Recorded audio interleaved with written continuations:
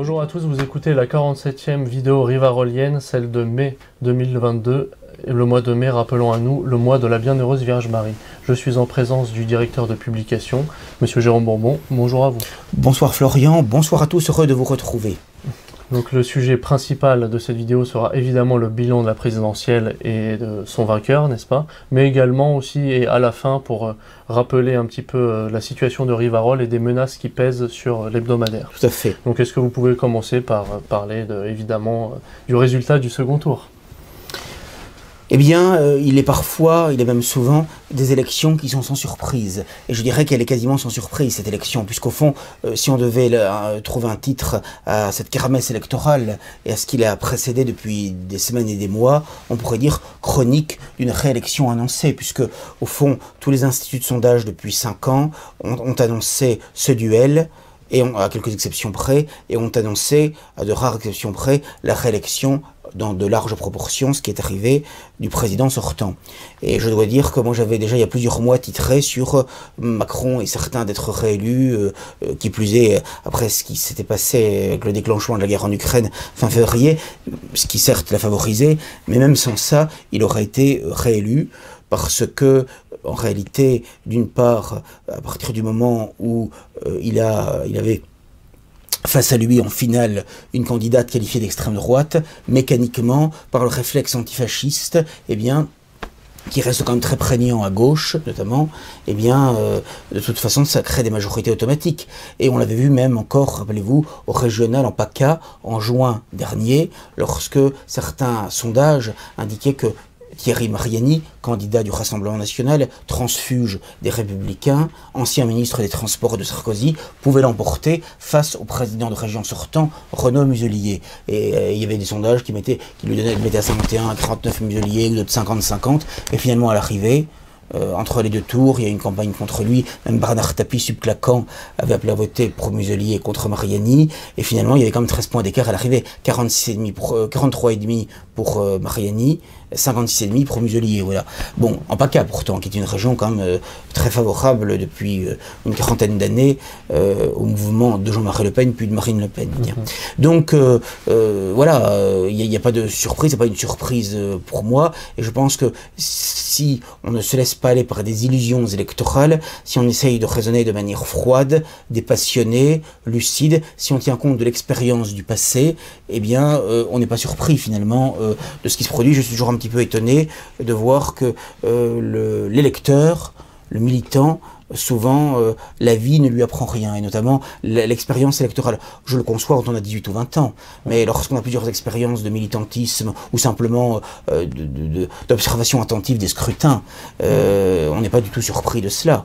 On a l'impression que ce sont comme des cabris qui sautent d'une élection à une élection. Donc là, je voyais au siège de Marine Le Pen le dimanche soir, les gens pleurent, d'autres criant, insultant Macron, et finalement on les interrogeait en disant alors finalement qu'est-ce qu'ils allaient faire, tout ça, et ils se projetaient déjà sur la prochaine bataille législative comme si elle allait être gagnante. Moi je peux déjà vous dire que c'est plié d'avance, hein. Surtout au scrutin majoritaire à 2 tours, et en plus de toute façon l'expérience prouve que le Front National, le Rassemblement national aujourd'hui, fait toujours de 5 à 8 points de moins entre la présidentielle et législative, parce que le populo, si vous me permettez cette expression, qui vote massivement pour lui, qui vote pour lui à la présidentielle, ne se déplace pas au législatif, surtout au législatif qui suit de quelques semaines la présidentielle.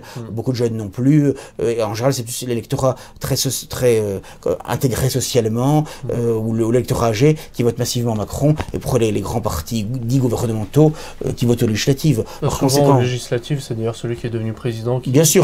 Et en plus, comme justement, il y a une dynamique en plus en faveur du président sortant, parce que les gens se disent, le match est joué, puis il faut lui laisser sa chance, etc. Donc de toute façon, c'est plié, je veux dire, voilà. Donc la seule question de savoir, c'est, oui, Macron aura une majorité absolue, la question est de savoir simplement, c'est est-ce qu'il aura 300, 350, 400, 450 ou 500 députés? Est-ce qu'il aura une majorité plus large, ce qui à mon avis sera le cas qu'il y a 5 ans, ou est-ce qu'il aura une majorité plus serrée, ou est-ce qu'il aura une chambre introuvable avec 400 ou 500 députés, ce qui est tout à fait possible, puisque les seules oppositions parlementaire qu'il est actuellement pour l'essentiel, c'est la France Insoumise d'une part, et le Rassemblement national d'autre part, dont l'un a 17 députés sortants, Mélenchon, et dont l'autre a 7 députés sortants, Marine Le Pen. Bon, donc ils vont pas aller très loin, de toute façon, ils n'ont pas tellement progressé, finalement on voit en pourcentage pourcentage. D'ailleurs, moi, ce qui m'a frappé quand j'ai vu ce scrutin, dont on va parler abondamment dans les minutes qui viennent, eh bien, c'est que finalement, les masses, elles n'ont pas tellement bougé, finalement, quand on regarde bien. Parce qu'au fond, finalement, Marine Le Pen fait 2 points de plus que la dernière fois au premier tour, Mélenchon fait 2-3 points de plus, Macron fait 4 points de plus. C'est vrai que c'est quand même pas négligeable pour un président sortant, mais au fond, ils ont bénéficié tous les trois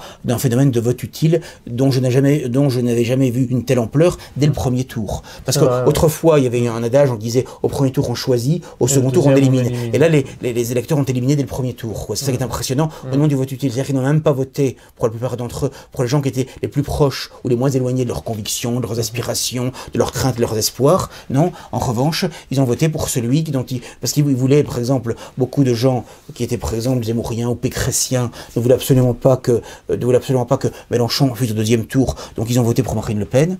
Ça c'est clair, j'en connais, voilà beaucoup. Et à l'inverse, beaucoup de gens de gauche qui n'auraient pas forcément voté pour Mélenchon au premier tour, mais qui auraient été verts, socialistes, communistes ou d'extrême gauche, ont voté pour Mélenchon en espérant, même s'ils n'y sont pas parvenus à 1,2 de près, 1% près, à 420 000 voix près, 421 000 voix près, qui séparent Mélenchon de Marine Le Pen au premier tour. Donc ils ne voulaient pas que Marine Le Pen fût au deuxième tour. Voilà. Donc voilà, donc c'est aussi simple que ça. Bon. Et je pense que beaucoup de gens aussi qui étaient pécressiens ou qui étaient de droite ont préféré voter aussi utile pour Macron. Bon, voilà. Donc contre les prétendus extrêmes, quoi. Voilà, bon, voilà. Donc ça c'est quelque chose qui est quand même frappant. Et l'électeur se veut stratège, l'électeur se veut tacticien. Sauf qu'il se rend pas compte que il joue non pas au poker, il se croit joueur de poker ou joueur d'échecs, hein, alors que c'est pas du tout un jeu d'échecs, ni même un jeu de dames, ni un jeu de poker. C'est même pas ça. C'est même pas la roulette russe, c'est la roulette belge. Hein, qui va dans le barillet et le cocu c'est toujours lui, quoi. Je veux dire, c'est ça. Je veux dire. Mais ça il comprend pas, quoi, l'électeur. Ça, c'est sûr. Voilà, il comprend pas, l'électeur. Voilà. Et toute élection, c'est ça. Comme les gens qui voulaient voter Fillon au premier tour en 2017, ça, j'ai connu ça. Mais non, je peux vous assurer que dans 5 ans, ça recommencera, dans 10 ans, dans 15 ans, voilà. Ça, l'électoralisme, c'est une tare qui est la tare et la sauvegarde du régime. Mais les élections rendent bêtes, les élections rendent fous. Voilà. Et ça, je le vois systématiquement. Même des gens qui se disent tous les jours de l'année antidémocrates, royalistes, anarchistes, catholiques, la fleur de lys, etc. Mais qui pour rien au monde ne manqueraient le scrutin au premier tour, au deuxième tour, et qui même vont, sous le fait d'excitation, morigéner ou diaboliser ou critiquer la personne qui, elle, par principe, ne croit pas à cette kermesse électorale et reste chez elle, hein, je veux dire, voilà. Hein, voilà. On est culpabilisé de ne pas participer à cette kermesse, finalement, voilà, bon, qui apparaît un peu comme un match de football ou du rugby, voilà, une forme de vaste défouloir, mais dont on sait à l'arrivée quel sera le résultat, parce qu'au fond, tous les sondages indiquaient depuis 5 ans, et on savait très bien que par le mécanisme des partis politiques, de la façon dont fonctionne la politique en France, et pas simplement d'ailleurs en France, bon, mais on savait très bien que le président sortant serait réélu, et au fond, là pour le coup, il n'y a aucune surprise, quoi, je veux dire. Hein. J'ai encore vérifié toute la liste de sondages depuis 2017 pour l'élection présidentielle, on peut vérifier, elle est en ligne, hein, elle est disponible gratuitement, on la voit sur internet, tous les sondages indiquaient que Macron serait réélu, et avec des pourcentages qui étaient assez proches finalement de ceux que on a connus finalement, dès 2017-2018, même en plein un épisode des Gilets jaunes, on mettait déjà face à Marine Le Pen, et il faisait 56, 57, 58 dans les sondages, donc c'est ça, au fond ça n'a pas tellement bougé finalement, hein, quand on regarde bien. L'écart est moins grand entre Le Pen et... Alors il est moins grand que 5 ans, il est quand même plus grand que ce qu'avaient annoncé les sondages depuis un mois, et notamment depuis 15 jours. En aucun sondage il était à 58,5, donc il a fait quand même plus que les sondages les plus flatteurs à son égard, faut quand même le préciser, ce qui prouve que l'antifascisme a quand même marché encore plus fortement que ce qui pouvait être pensé, premier point. Et deuxième point, effectivement il a perdu par rapport à 2017, puisqu'il était à 66%, et là il est à 58, 55, d'après les chiffres officiels donnés par Laurent Fabius, président du Conseil constitutionnel, 58, 55, 41, 45 pour Marine Le Pen, il y a quand même plus de 17 points d'écart quand même, hein, c'est pas négligeable. Il est vrai qu'il y en avait 32 la dernière fois, et c'est exact, mais il y a deux choses différentes par rapport à la dernière fois.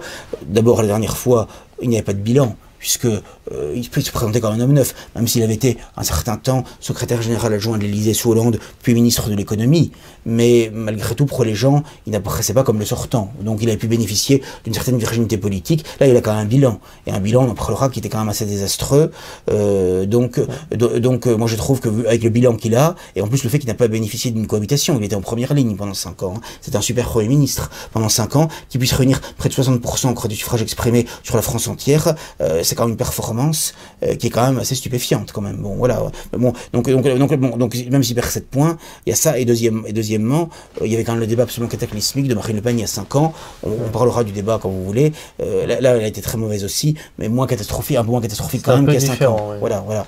Donc, elle a changé de agressive à défensive, sur la défense. C'est-à-dire que si on va dire un mot du débat, effectivement, moi je l'ai trouvé très mauvaise également, mais je pense qu'elle était tellement tétanisée par le fait comment dirais-je, de s'emporter, voilà, et qu'elle apparaisse comme agressive, hystérique, comme elle avait été la dernière fois, y compris avec une gestuelle, on se demandait si elle avait bu ou pas, confondant non seulement l'euro et l'écu, SFR Alstom, la buvette et un débat présidentiel. Donc là, cette fois-ci, en quelque manière, bien qu'elle ait pris 2 jours entiers pour s'enfermer, préparer son débat avec ses conseillers, je me demande ce qu'elle a préparé, parce que il y avait quand même beaucoup de choses à dire, et finalement elle était sur la défensive en permanence. On a l'impression que c'était elle la sortante, et lui le challenger en quelque sorte, puisque il a quand même mouché sur l'emprunt russe, sur pas mal de questions, et c'était lui qui était à l'offensive, quoi. C'est impressionnant. Alors que elle n'a rien pu dire de son bilan, rien sur les gilets jaunes qui ont été énucléés, qui ont été molestés, qui ont été amputés, rien. Il y avait quand même des choses. On pouvait même montrer des photos. Il y a plein de choses à dire. Rien sur les confinements, rien sur le tout vaccinal, sur la restriction considérable des libertés, sur les soignants qui étaient quand même mis à pied de manière scandaleuse, les restaurants qui ont fait faillite, tous les commerces qui ont fait faillite, l'aggravation de l'immigration. Il a fait rentrer près de 2 millions d'immigrés supplémentaires en 5 ans. Elle a rien dit là-dessus, je veux dire. Il y a eu 2 minutes sur l'immigration, où elle n'a quasiment rien dit. Elle parlait de voile, des questions cosmétiques. Oui, ça c'est consternant. Bon, il y avait tout ce qui concernait les cabinets, le cabinet McKinsey, il y avait les millions qu'il avait gagnés chez Rothschild qui ont complètement disparu. Hein. Il ne s'est jamais expliqué là-dessus. Il y avait quand même des choses à dire là-dessus. Enfin, il y a plein de choses à dire. Tous les dossiers, l'affaire Benalla. Enfin, bon, elle pouvait quand même être très offensive, tout en restant courtoise. Bien sûr qu'il faut être courtois et respectueux, mais elle pouvait quand même être tout à fait offensive. Hein, je veux dire, voilà, tout à fait offensive. Elle ne l'est pas. Et là, il y a son incompétence, c'est certain, mais moi je pense qu'il y a quand même plus que ça. Il y avait certainement, comme vous le dites très justement, je dirais la hantise du débat précédent. Et c'est pour ça que c'était une calamité qu'elle se représenta, parce que vu ce qui s'était passé après, c'était une candidate qui à mon sens était disqualifiée pour cela. Bon, voilà. Mais je pense quand même qu'il y a plus que ça, et je pense qu'il y a quand même une complicité à minimum tacite, objective et tacite, et peut-être même plus que tacite, entre Macron et elle. Elle joue le rôle de faire valoir pour le faire gagner et elle perdre avec beaucoup d'avantages financiers, matériels. Elle a une cure, c'est une sinécure pour elle dans l'opposition. C'est très probable. Oui. Même elle est dans une bonne position quand même. Oui, quand même. Elle n'a pas progressé un pays. Voilà. Et puis quand on pense quand même que Bayrou, un des principaux soutiens et alliés de la Macronie, a donné sa signature, son parrainage à Marine Le Pen. Que non seulement il l'a donné, mais il a encouragé des maires modem, de la majorité, sans étiquette, à donner leur signature, à avoir les 500 signatures, ce qu'elle n'avait pas. Elle ne les avait pas avec ses simples élus et quelques maires. Hein. Donc c'est grâce à la Macronie de manière explicite, c'est public. Hein. Il la voulait en face. Il la voulait, ce qu'il savait très bien que, et d'ailleurs c'est ce qui s'est passé, Macron voulait ce duel comme il le voulait en 2007, il l'a voulu en 2002, en 2022, il l'a organisé, et il l'a eu, comme rappelez-vous déjà en 2019, il avait fait monter le FN à l'époque dirigé par Bardella, et en fait il avait créé un duel médiatique et politique avec le RN, et c'est vrai qu'ils sont arrivés les deux à peu près, ils ont fait le même score à quelques dixièmes près, ils ont le même nombre de redéputés élus, 23 chacun, voilà, et finalement ça a servi les deux, ça les sert les deux, c'est-à-dire que ça leur permet de dominer chacun leur camp respectif finalement, mais à l'arrivée c'est quand même lui qui gagne, hein, voilà, mais elle a quand même un certain nombre d'avantages, peut-être qu'elle bénéficiera même, peut-être, et encore c'est pas certain, mais peut-être d'un groupe parlementaire et de 15 députés, à mon avis, si elle a ça, ce sera le maximum, elle n'aura pas plus à mon avis, bon, voilà, mais elle a ça, avec des moyens matériels importants, ça peut nous permettre de parler de, par exemple, Reconquête, qui aimerait bien, enfin des militants assez zémoriens, qui aimeraient peut-être se faire une place maintenant qu'il y a cette ouverture-là, quoi. Eh bien, le mouvement Reconquête, c'est intéressant parce que quand on voit les scores que Zemmour faisait dans les sondages cet automne. On en revient au vote utile. Il a été jusqu'à 19%, Finalement, il était un peu grandi, oui. Il a été jusqu'à 19%, mais c'est un peu le problème des gens qui partent trop tôt. Vous savez, c'est la fable de La Fontaine, le lièvre et la tortue. Et en réalité, on a déjà vu des météorites comme ça dans la présidentielle. Il y a eu Chevènement, qui est dans les sondages le placé jusqu'à 14% finalement, qui rêvait, je cite, de faire turbuler le système, et qui a fini à 5% en 2002. Vous vous rappelez de ça? Bon, mais on pourrait citer aussi l'exemple de Bruno Maigret, Pasqua voulait être candidat candidat à la présidentielle, il n'a pas pu. Villiers aussi, des sondages, il avait mis un chiffre assez élevé. Il a fait des scores très faibles à l'arrivée, 4% la première fois, 2% quand il s'est représenté 12 ans plus tard. Et en réalité, Zemmour, c'est un petit peu ça. C'est un petit peu la grenouille qui a voulu se faire aussi grosse que le bœuf, si vous voulez une autre fable. Bon, voilà. Et en réalité, moi, je trouve personnellement que, bon, il y a plusieurs raisons à son échec qui est quand même assez retentissant. Je pense qu'il ne s'attendait pas, dans le pire scénario, à un tel score. Il y a quand même 16 points d'écart entre lui et Marine Le Pen. Donc c'est sûr qu'il a pâti du vote utile, c'est certain. Mais enfin, le vote utile aurait très bien pu aller en sa faveur s'il avait été au-dessus de Marine Le Pen dans les sondages à ce moment-là, ce qui a été le cas pendant un certain temps à l'automne. Donc qu'est-ce qui s'est passé? Eh bien, il s'est passé tout simplement que, bon, il y a eu certes la guerre en Ukraine et le fait que, bon, c'est pas tellement le fait qu'il y ait eu des positions poutiniennes, puisque Mélenchon et Marine Le Pen les ont eu aussi, n'ont pas du tout pâti. C'est le fait qu'il a été le plus radical dans un premier temps dans son refus d'accepter des réfugiés ukrainiens qui sont blancs, européens et chrétiens. Et ça, je pense que avec le primat de l'émotion, si vous voulez, chez les gens, tout ça, les médias de l'émotion liée à la guerre, tout ça, je pense que c'est très mal passé, ça. Je pense qu'il y a eu ça. Puis après, je pense qu'il était beaucoup plus, comment dirais-je, beaucoup plus brut de décoffrage que Marine Le Pen dans ses prises de position. C'est-à-dire que le polémiste a nuit au candidat, si j'ose dire. Voilà. Et dans une campagne où finalement les Français sont de plus en plus mous, finalement. Et dès qu'on prend des positions sur certains sujets qui heurtent tel ou tel parti, telle catégorie de la population, bon, après il y a des scandales médiatiques et autres, donc ça, il est évident que, alors ça a pu servir Jean-Marie Le Pen à un moment donné, mais j'ai l'impression qu'aujourd'hui, les gens ont surtout besoin d'être apaisés, d'être rassurés, de calme. C'est d'ailleurs dramatique quand on y réfléchit, mais c'est comme ça, il y a une telle mollesse finalement que Marine Le Pen, finalement, on s'est moqué d'elle, qui parlait de ses chats, d'élever des chats, de vivre avec une femme, on sait pas d'ailleurs la durée de sa relation avec, finalement, elle a créé un certain flou, on sait pas trop finalement ce qu'il en est. Bon, le fait de beaucoup de dossiers monoparentales, etc., d'apparaître comme une femme du peuple, ce qu'elle n'est absolument pas du tout. Hein, bon, mais c'est l'apparence qu'elle a pu donner. Eh bien, finalement, ça a fonctionné, quoi, jusqu'à un certain point au premier tour. Et puis, elle n'a pas du tout été diabolisée comme l'a été Zemmour. Donc, il y a ça qui a joué. Après, je pense que le problème de Zemmour, et ça, à mon avis, c'est rédhibitoire, et ça a été le problème de Maigret il y a 20 ans, c'est que le populo, si vous voulez, il sent bien que Zemmour, c'est quelqu'un qui n'aime pas le peuple, ça je crois que c'est vrai, et qui en plus, quand vous lisez son dernier livre, par exemple, c'est 150 déjeuners à Paris. Hein, c'est vraiment parisano-centré, quoi. C'est germano-pratin, quoi, son milieu, etc. Donc c'est vraiment Paris, et il y a une question, pardonnez-moi l'expression, mais il y a une question de gueule, si vous voulez. Bon, le public, moi je me rappelle, je crois que c'est Rissen qui racontait l'anecdote, il avait rejoint Maigret au moment de la scission, Rissen. Et je crois qu'à tabler un bar, une fois, il disait à une autre personne du peuple, genre à Marcel, tout ça, etc., finalement, mais pourquoi tu votes pas Maigret, t'es Maigret, tout ça, et l'autre lui a répondu, t'as vu sa gueule, voilà. Je pense que Zemmour, c'est un peu pareil, si vous voulez. Il faut reconnaître qu'il est quand même très laid. Oui. Ah non, mais ça joue, ça. Oui, les gens disent, je fais pas attention à l'apparence, mais si ça joue tout le beaucoup. monde le fait. Non, mais si vous voulez, il est petit, il est très laid, et quand Le Pen a dit, il y a un problème de gabarit chez lui, il n'a pas le gabarit, et il n'y a pas le gabarit au sens physique, et c'est vrai, c'est très vrai, il n'a pas du tout le gabarit d'un chef populiste, ça. Et ça, si vous voulez, le populo, ça peut passer dans la bourgeoisie parisienne ou même provinciale, bon, catholique ou pseudo-catholique, etc., bon, dans certains milieux, etc. Oui, Versaillais, sans doute, mais ça passe pas auprès du peuple, c'est tout, c'est aussi simple que ça. Donc même à mon avis, s'il n'avait pas fait ces boulettes éventuelles, ou quelques provocations, ou quelques maladresses et tout ça, je suis pas sûr que ça aurait changé grand-chose, parce que je pense que le populo, il votera toujours plus pour une Le Pen ou un Le Pen que pour un Maigret, pour un Villiers, une Butin ou un Zemmour. Ou même une Marion Maréchal. Parce que Marion Maréchal, finalement, elle fait quand même très bourgeois catho, même si bon, son catholicisme est plus théorique que pratique, si j'ose dire. Qu'en acte, bon, si je puis me permettre. Voilà, il est plus en puissance qu'en acte, bon, voilà. Mais en tout cas, voilà, c'est l'apparence qu'elle donne. Elle fait plus bourgeoise coincée. Je la vois beaucoup moins sur les marchés, si vous voulez, prendre des selfies.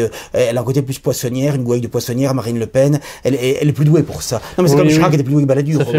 Voilà, elle fait plus populo, même si c'est une imposture, parce qu'en réalité c'est une grande bourgeoise, elle a toujours vécu dans des châteaux, des manoirs, elle vit à une dizaine de milliers d'euros par mois, elle dépense son hôtel, elle boit des fontaines de champagne, tout ça, etc., des petits frais volontés, d'ailleurs, au Parlement européen, c'est ce qui lui reprochait, et tout ça, bon, les dépenses, non mais c'est ça, les dépenses ne sont pas comptées, bon, et d'ailleurs, si c'était à pouvoir, ce serait goinfré, comme les socialistes en 80, à la puissance 10, hein, ça je peux vous assurer, hein, toutes les caisses qui n'étaient pas vidées, ils les auraient vidées, je vous assure, et les bouteilles de champagne, c'est pas des bouteilles, c'est des fontaines de champagne.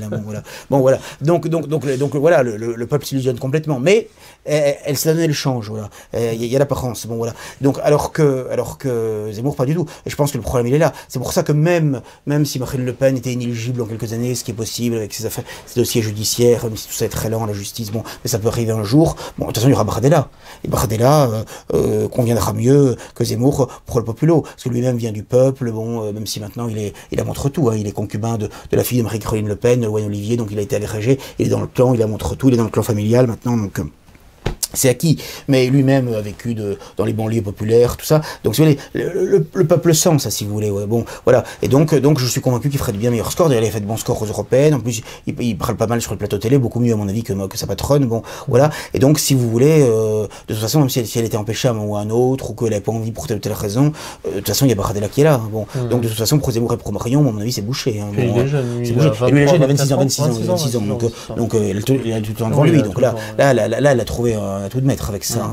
Donc voilà, donc si vous voulez, de toute façon, moi a priori, je pense que si elle n'est pas inéligible, je pense qu'elle sera candidate dans 5 ans, dans 10 ans. Elle a que 53 ans, il n'y a aucune raison. Hein, elle espère que ça, elle peut espérer faire encore un score supérieur, ce qui n'est d'ailleurs pas de gagner, parce que dans 5 ans, a priori, Macron ne pourra pas se représenter. Donc si on nous représente quelqu'un de jeune, de neuf, de nouveau, il n'y aura pas une cristallisation autour de lui du rejet relatif, mais réel, qu'avait subi Macron, ce qui fait que ce sera encore plus difficile, à mon avis, d'atteindre les 50%. Bon, enfin bon, ça c'est encore une autre question.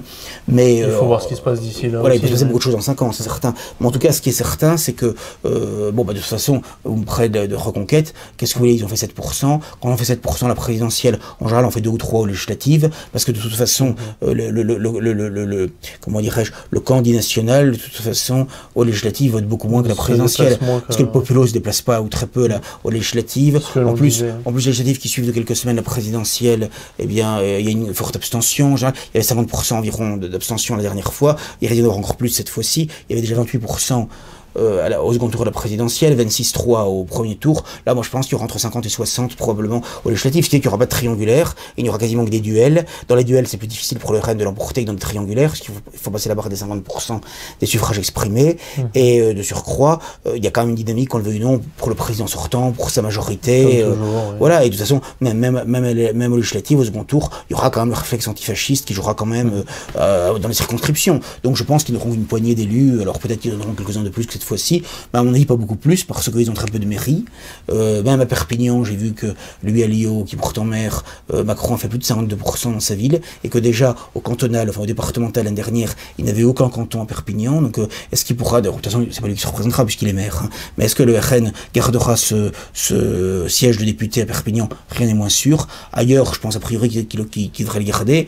Emmanuel Ménard, on ne sait pas ce que ça va donner, parce qu'on voit que Ménard, de plus en plus, lorgne vers Macron. Hein. Il n'arrête pas de critiquer Marine Le Pen, Zemmour, on ne sait plus tellement où il habite. On a vraiment l'impression qu'il a envie de rejoindre Macron, hein, ou de se rapprocher. Donc bon, je ne sais même pas si on peut la compter comme apparentée même du RN durablement. Bon, si elle est réélue.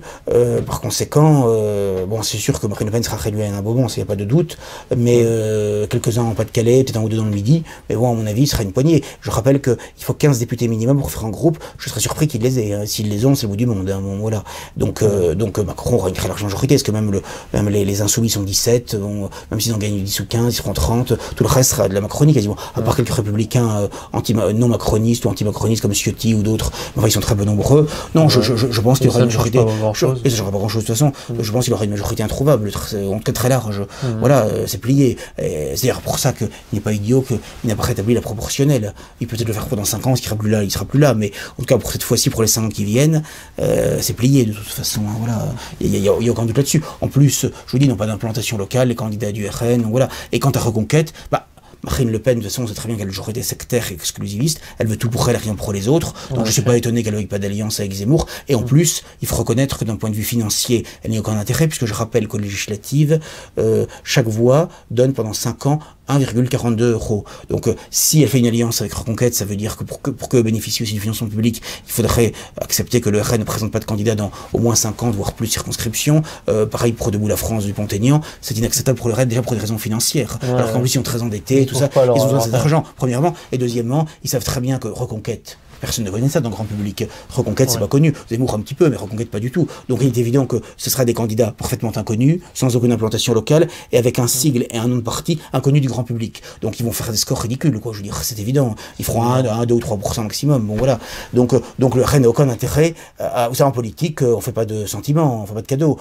Et donc, on a intérêt à lui faire du bouche à bouche, alors qu'ils peuvent le tuer définitivement, ou en tout cas durablement. C'est évident. Oui, c'est pour ça que c'est plus dans l'autre sens où les Zémouriens ont appelé à voter Marine Le Pen au second tour. Oui, mais je trouve que c'est quand même contestable en point du stratégique. Alors qu'à la base, certains voulaient plutôt l'éliminer en faisant grandir Zemmour. Oui, mais justement, là, maintenant ils sont coincés, quoi. Parce qu'ils s'en dépassent ça, et maintenant ils sont coincés, et ils ne peuvent être que les supplétifs de Marine Le Pen. Mais le problème, c'est que c'est très difficile de dire faut voter pour Marine Le Pen deuxième tour, et après dire aux législatives ne votez pas pour les candidats de Marine Le Pen, votez pour les candidats, alors qu'elle a fait 23 au premier écran et 41,5 au deuxième, et moi j'ai fait 7% au présidentiel. Enfin, je veux dire, qui va adhérer à ce discours, quoi. Je veux dire, voilà. Donc, à mon avis, quoi qu'ils fassent, pour moi, ils sont dans une impasse totale. Quoi qu'ils fassent, ils sont perdants. Moi, il me semble que fichu pour fichu, il aurait bien fait de pas donner de consigne de vote au deuxième tour et montrer cette différence programmatique, stratégique, doctrinale à Marine Le Pen pour essayer de limiter la casse. Même ça aurait pas été très loin. Mais là, à mon avis,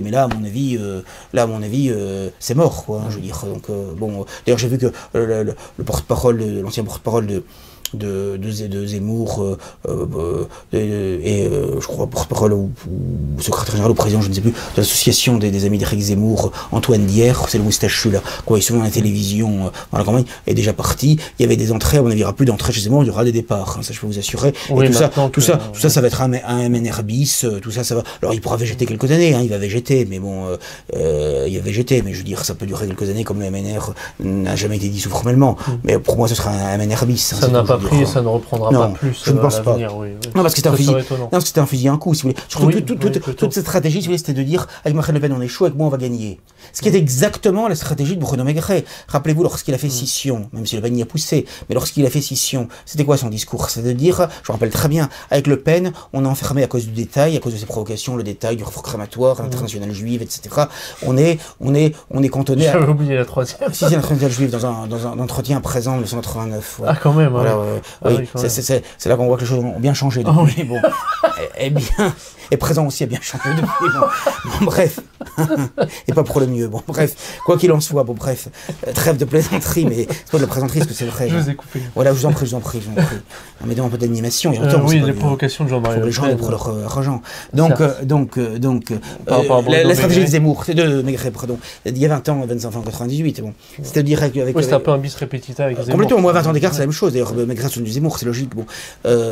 Maigret a dit, avec Le Pen on est bloqué à 15% à cause du détail, tout ça, avec moi on fera 30%. Et je me rappelle très bien des affiches du MNR, en 99, on voyait une voie rapide, et avec comme titre, Maigret, l'autoroute pour vos idées. Et donc, et l'idée c'était de dire, on fait 30%. Et je me rappelle, avec moi on va faire 30%, on faisait 15 avec Le Pen, on fera 30%. Et beaucoup de gens y croyaient, les congressistes de Marignane, du congrès de Marignane, qui a fondé le mouvement national, devenu mouvement national républicain quelques mois plus tard, en 1999. Bon, eh bien, c'est penché auprès du journal, je sais plus si c'était Marianne ou l'événement, non, je crois que c'était l'événement du jeudi encore. L'événement du jeudi. Dans l'événement du jeudi, il disait, je me rappelle, il s'était interrogé, il y a un gros titre, avec Maigret, c'est sûr, dans 2 ans, on est au pouvoir.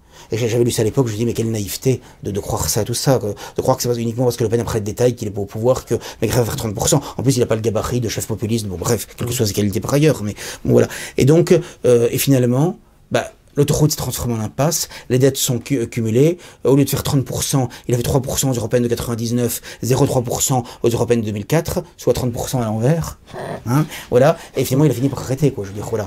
Donc si vous voulez, voilà, et en accéléré, si vous voulez en accélérer, c'est ce qui se passe avec le mouvement Zemmour, quoi, maintenant après. Mais je pourrais vous donner d'autres exemples.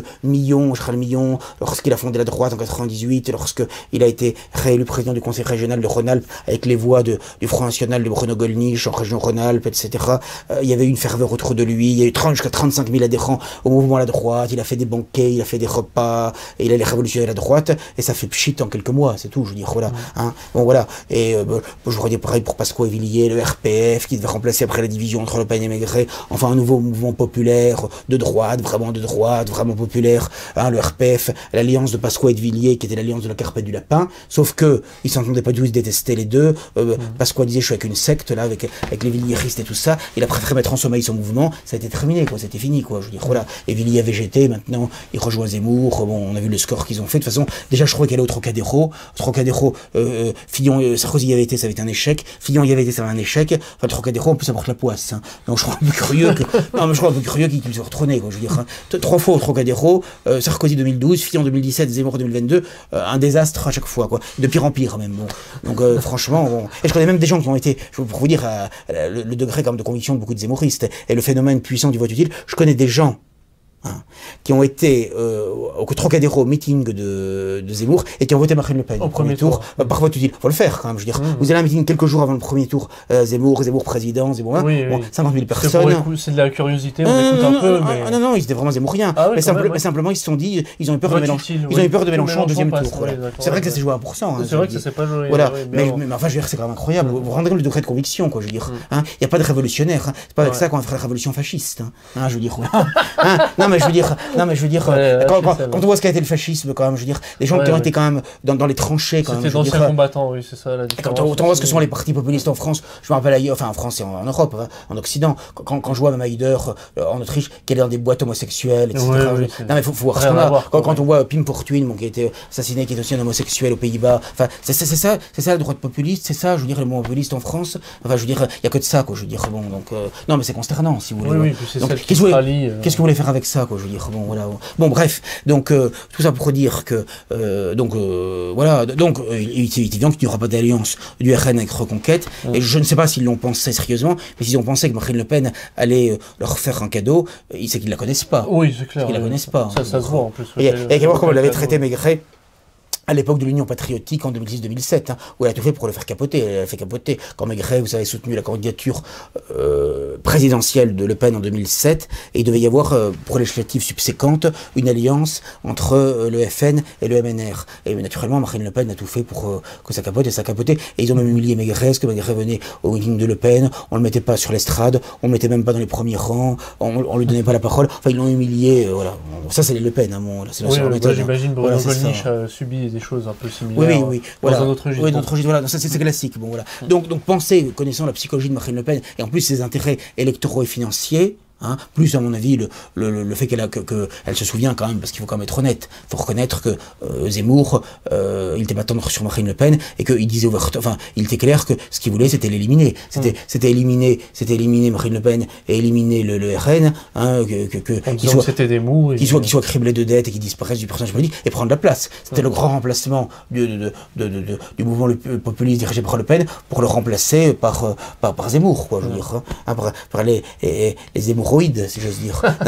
C'était ça l'idée. C'était ça l'idée, quoi. Et à un moment donné, ça a failli marcher, à un moment donné, parce que comme elle était affaiblie après les régionales, tellement molle, tellement nulle, etc. Et finalement, je pense que comme elle a senti le goût du sang, finalement, c'est là qu'on voit que c'est quand même un animal politique. Alors, il n'est pas aussi doué que son père, mais quand même, qui a quand même une certaine expérience malgré tout. Et elle a su finalement être un peu plus dynamique, essayer de trouver les thématiques qui plaisaient comme aux gens, le pouvoir d'achat, tout ça, etc. Se montrer relativement souriante. Moi, si vous voulez, elle m'est tellement antipathique que ça prend pas chez moi. Ça marche pas, mais si vous voulez, je pense que pour le populo, ça marchait, quoi, je veux dire. C'est triste à dire, mais ça marchait, quoi. Ça marchait, et ça marchait dans les grandes largeurs, quoi, là, c'est tout. Puis je pense aussi que, si vous voulez, en plus avec la guerre en Ukraine, la crise et tout ça, quels étaient finalement les 12 candidats, les 3 les plus connus, bénéficiant de la plus grande notoriété, c'était quand même Macron, Le Pen et Mélenchon. Oui, et donc, et les 3 premiers, c'est les 3 qui sont arrivés en tête, c'est les 3 seuls qui ont fait plus de 20% des voix, mais c'était les plus connus. Et en plus, c'était des gens qui se présentaient pour la 2e ou la 3e fois, quoi, je veux dire, voilà. Donc, ils ont bénéficié de cela. Ça me paraît évident, quoi, je veux dire, au détriment de tous les autres, qui ont fait tous moins de 10%. Les gens n'ont pas aimé la nouveauté. Et sauf Zemmour, moins de 5%. En période de crise, la nouveauté n'est pas forcément pour toi. Et je pense aussi, justement, que la deuxième raison, on y reviendra, il y a l'antifascisme qui explique la grande victoire de Macron, mais je pense que la deuxième raison aussi, et ça on l'a vu avec la réélection assez brillante, récente, du président serbe et du président hongrois, c'est que je pense que les crises et la succession de crises qu'on a vécues en Europe favorisent plutôt le pouvoir sortant, parce que les gens, notamment les gens âgés, ont tendance à se regrouper, à se réunir autour du pouvoir sortant et à lui faire confiance par une forme de crainte, si vous voulez. Et je pense que, voilà, et donc je pense que la crise des Gilets jaunes, la crise du Covid, et la guerre en Ukraine ont été 3 éléments qui finalement favorisaient Macron. Et rappelez-vous que malgré la crise des Gilets jaunes, où toute une partie de gens détestaient Macron, et le détestent sans doute encore, ceux-là, Eh bien, quelques mois après, aux européennes, alors qu'il présente une candidate dans une tête de liste européenne qui est nulle, en plus Nathalie Loiseau, complètement nulle, hein, complètement insignifiante, bah, il fait quand même plus de 23% des voix, autour de 23%, enfin, faisant quasiment jeu égal avec la liste de Bardella, et ayant le même nombre d'élus, 23 chacun, au Parlement européen, pendant 5 ans. Bon, donc si vous voulez, alors on aurait pu penser qu'il aurait pu avoir un rejet. Donc moi, ce que je constate quand même, c'est que pendant les 5 ans, Macron est resté quand même assez stable en termes d'intention de vote, de popularité. Je rappelle qu'en 2017, il a 24% au premier tour, aux européennes à 23, et là il a 28 finalement à la présidentielle. Donc si vous voulez, il reste stable, voire même progresse légèrement, ce qui est quand même pour un président sortant assez remarquable comme performance, car je rappelle que depuis l'instauration du quinquennat, aucun président n'a été réélu, ni Sarkozy en 2012 battu par Hollande au deuxième tour, ni Hollande en 2017, qui n'a même pas pu se représenter bien malgré lui, parce que tous les sondages le mettaient en dessous de 10%, il n'avait aucune chance même d'atteindre le deuxième tour. Et je rappelle que les présidents qui ont été réélus avant, ils n'ont été réélus que grâce à des cohabitations. C'est-à-dire que ils ont bénéficié du fait qu'ils n'avaient plus vraiment la main sur le pouvoir exécutif ou gouvernemental, c'était la majorité opposée qui gouvernait, et donc les électeurs amnésiques et indulgents ont considéré qu'ils retrouvaient une forme de virginité politique, en quelque sorte, qui leur ont permis d'être élus. C'était le cas de Mitterrand en 88 et de Chirac en 2002, hein, au détriment de Chirac en 88 et de Jospin en 2002. Voilà. Mais c'est quand même très particulier, c'était après des cohabitations. Mais là, si vous voulez, après un quinquennat où Macron était en pointe tout le temps, comme je le disais, un super Premier ministre, un président de crise, et là quand même il était identifié comme responsable du bilan, hein, et de la politique menée depuis 5 ans, tant au niveau intérieur qu'international, tant sur le plan économique, que politique, que social, etc., que sociétal. Bon, eh bien, c'est quand même un quitus que les électeurs dans leur majorité lui ont donné. Je suis désolé, je veux dire, avec quand même des scores impressionnants, notamment dans les grandes villes. J'étais impressionné au second tour à Paris. Alors les Français de l'étranger, c'est pas étonnant, hein. Ce sont des gens pour la plupart libéraux mondialisés, 86%, entre 14 et Marine Le Pen. À Paris, 85%. À Bordeaux, 80%. Les grandes villes. À Rennes, 84%. À Nantes, 81%.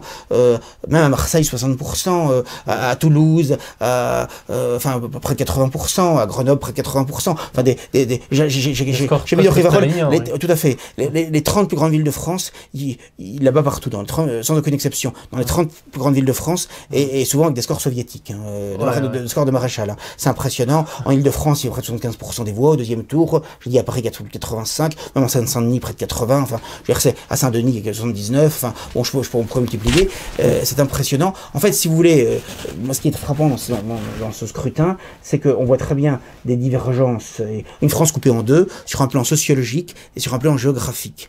Et je dirais aussi sur un plan générationnel. Alors sur un plan sociologique, c'est très net. Vous avez qui a voté massivement pour Macron, c'est les catégories, les classes moyennes et supérieures, les gens aisés, les personnes âgées, les gens âgés, plus jeunes, et voilà, les plus jeunes et les urbains. Oui, et les urbains. La ville et les banlieues. Alors les banlieues c'était plutôt Mélenchon, mais il a récupéré comme l'essentiel de Mélenchon, sauf dans les Outre-mer, on va y venir, hein, où c'est spécifique. Mais sinon, vraiment, c'est très clair que là où elle gagne, d'ailleurs, au second tour, elle est en tête dans la majorité des communes. Hein. Elle est en tête dans 23 départements métropolitains sur 95, alors qu'elle n'était la dernière fois en tête que dans 2 départements, l'Aisne et le Pas-de-Calais. Là, c'est très intéressant, on voit très bien que non seulement elle a l'Aisne et le Pas-de-Calais, mais elle a quand même toute une partie du Sud. En fait, c'est très frappant de voir que mais ça a toujours été depuis 40 ans le Front National. Ce qui résiste au Rassemblement National, c'est toute la façade atlantique, finalement tout l'ouest, hein, de la France finalement, hein, du nord-ouest au sud-ouest finalement, je veux dire, toute la façade atlantique. Et en réalité, c'est là où elle fait les meilleurs scores, c'est à l'est d'une ligne Le Havre, Valence, Perpignan. Et au fond, ça a toujours été ça. Et il n'y a pas vraiment de grosses surprises. Alors elle s'est renforcée depuis quelques années dans les Hauts-de-France, parce que traditionnellement c'était quand même plutôt l'Alsace et la PACA qui étaient les régions les plus nombreuses à voter FN, et là maintenant c'est beaucoup plus les Hauts-de-France. Ça qui est intéressant, ça c'est la première distinction. La Corse aussi, qui était très réactive à voter Le Pen, et là la Corse fait 58% des voix, et puis quand même, ça c'est quand même quelque chose qui m'aurait paru inouï il y a encore quelques années, c'est quand même les territoires ultramarins, les dom-tom. Je veux dire, c'est impressionnant. Elle fait près au second tour, et là elle a récupéré l'essentiel de l'électorat de Mélenchon, contrairement... L'électorat de Mélenchon n'a pas voté de la même façon en Outre-mer et en métropole, parce que c'est pas le même. C'est pas le même pour l'essentiel. Ce sont des Français de couleur finalement. Hein. C'est des Antillais Français de couleur qui ont été notamment très... Alors aujourd'hui, près de 70%, incroyable. Elle fait plus, vous vous rendez compte qu'elle fait plus sur toute la Guadeloupe qu'à Hénin-Beaumont. Elle fait plus en Guadeloupe qu'à Hénin-Beaumont. Non, mais je dirais, il faut quand même c'est hallucinant. C'est hallucinant. Elle fait plus qu'en PACA, qu'en Alsace. C'est impressionnant, je veux dire. En Guadeloupe, près de 70%. En Martinique, en Guyane, plus de 60%. À la Réunion et à Mayotte, près de 60%. Même dans la modeste et paisible archipel de Saint-Pierre-et-Miquelon, elle fait la majorité du suffrage exprimé. Et là, c'est essentiellement des Blancs, Saint-Pierre-et-Miquelon. Je veux dire, voilà. Bon, mais je veux dire, c'est quand même très intéressant et que finalement, quand je pense qu'il y a quelques années, je crois que c'était l'élection française le 88, mais ce sera vérifié, que Le Pen avait voulu atterrir en Martinique. Je crois que c'était à Fort-de-France, on faudra vérifier. Bon, il n'avait pas pu atterrir parce que je crois que des Martiniquais de couleur l'attendaient avec des hachettes ou des mochettes, etc. Donc il n'avait pas pu, voilà, parce qu'on disait Le Pen le raciste, tout ça, il faisait des scores microscopiques, je me rappelle aux Antilles, il faisait moins de 1%, 2%, etc. Voilà, et ça faisait baisser à un point tel, d'ailleurs, que même encore en 2002, lorsque il était proche de Jospin, Jospin, Fabius disait, il faut qu'on attende les résultats d'Outre-mer, grâce à l'Outre-mer, peut-être que Jospin va d'un cheveu, d'un souffle, d'un trou de souris, peut-être passer devant Le Pen. Et en fait, l'Outre-mer, ça n'avait pas suffi. Parce qu'on savait que l'Outre-mer serait très mauvais pour Le Pen, et là c'est l'inverse maintenant. En 20 ans, ça a complètement changé, c'est impressionnant. Il faut essayer de s'interroger pourquoi, on va le dire dans une prochaine émission. Non. Vous allez faire des non, on va le dire. Non, mais je pense qu'il y a plusieurs raisons, c'est que je pense que d'abord, je pense que s'agissant des Antilles, il y a un cas très spécifique, c'est que c'est des gens qui ont été ça, là-dessus, on peut plutôt les féliciter. Là-dessus, ils ont quand même plus de vie que malheureusement, il faut le reconnaître, beaucoup de Français de métropole, je veux dire. Ils ont plus proches de la terre.